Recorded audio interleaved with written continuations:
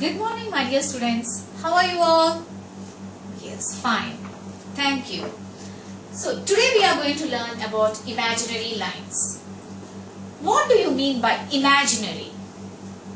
Okay, imaginary. Do you imagine something? Yes. Okay, you my dear, football player. Oh, wow. Clap for them. They are going to become future engineers and doctors and football player. Football player. Who is your favorite player? Messi. So, you imagine, isn't it? How he plays, how he kicks the ball, how he plans to goal the ball, isn't it?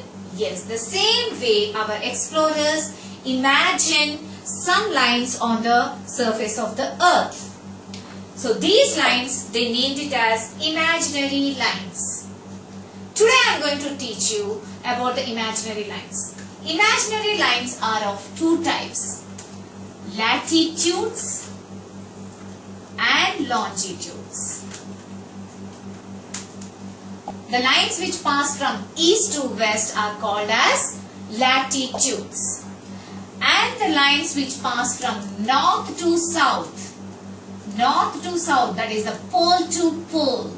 I think we all know which is the north and which is the south, isn't it? So from pole to pole, north to south, they are called as longitudes. So our explorers, our geographers, they imagined these lines and they gave names like latitudes and longitudes. Why we need these lines? Why they are important? To locate the place, to know the timings. These lines are very important for us. Now, who uses these lines? Teacher? No, not teacher. Still doctors? No, not doctors. Yes, the pilot. Pilot uses the latitudes and longitudes. Why? He should know where is the particular country the flight is going to land. There are 180 lines of latitudes and there are 360 lines of longitudes. The center one, the middle one is called equator, which is 0 degree. Let me show you the model of this. What is this, children? I think you know. Everyone knows about it. This is orange. So, I will show you now the latitudes. If you keep the orange tilted, you can see some lines over here.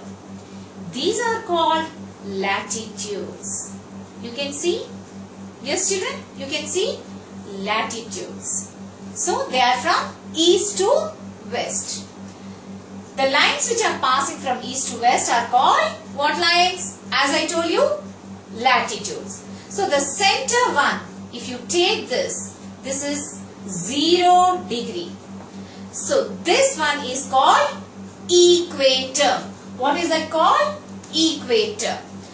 Now I am going to divide the earth into 2 equal parts. Yes, it's done.